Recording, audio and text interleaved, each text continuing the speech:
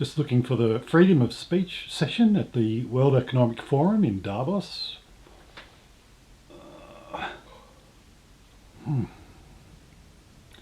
Can't find any. Strange that. Anyway, how to be a socialist in Australia in 2022. You need an ability to hold contradictory understandings and beliefs in your head simultaneously. Psychologists call this dissonance. Socialists call this Socialism 101. See, to be a socialist, you have to fight fascism while holding fascistic viewpoints. After you've just been to the doctor to get your 4th experimental dose, because the government said so, you scan and ID check your way into the city to protest against the government for bodily autonomy.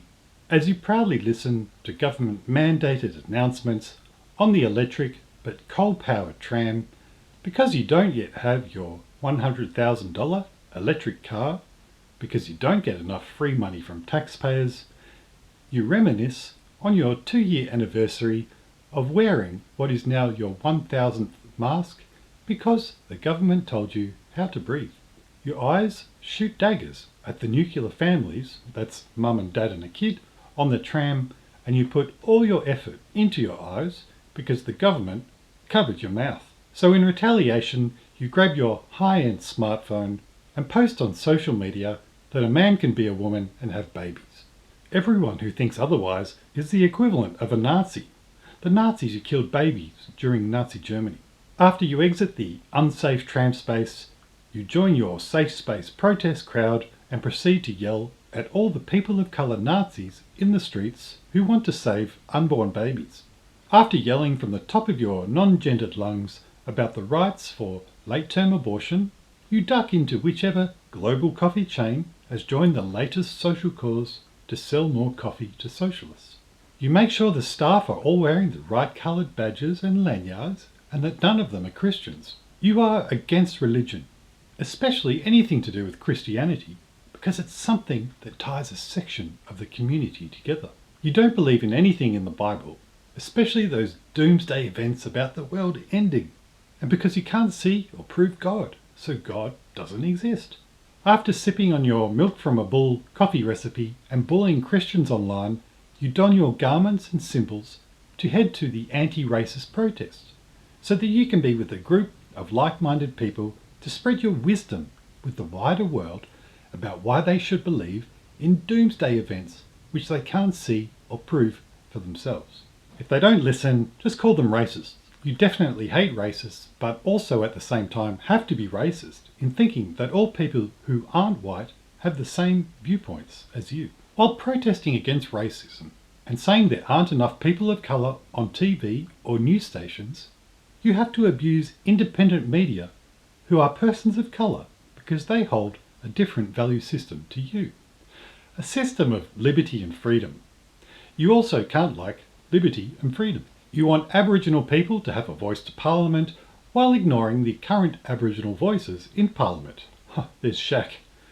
Oh, he thinks the world's flat. And despite never having visited or talked to Aboriginal women in rural communities where they are crying out for help, but not the kind of help another wing of Parliament will bring, you wholeheartedly speak on their behalf.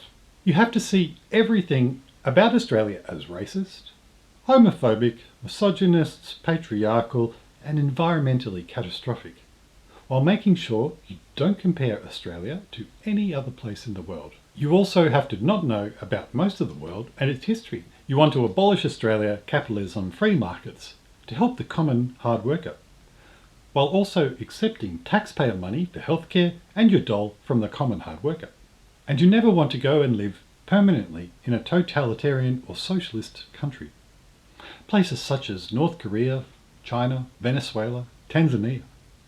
Of course you say, no, we mean socialists like Sweden, where we pay most of our wages in taxes and can have microchip parties to celebrate being microchipped, to save the banks from some serious logistic dollars.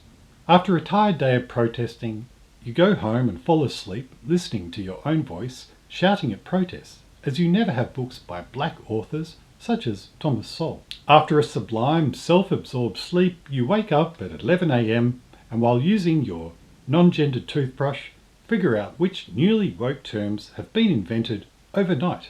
because you are on top of current events. After you've separated your colours and whites and washed and dried your best jeans and keyboard warriored some footballers who don't don your symbols of inclusivity, you head in for another protest that segregates everyone into a hierarchical structure according to their skin colour, sexuality and pronouns. Because you are all about equity and keeping the dream of utopia alive, but unlike how you rely on Google Maps for directions, have no definitive journey or destination for your utopia.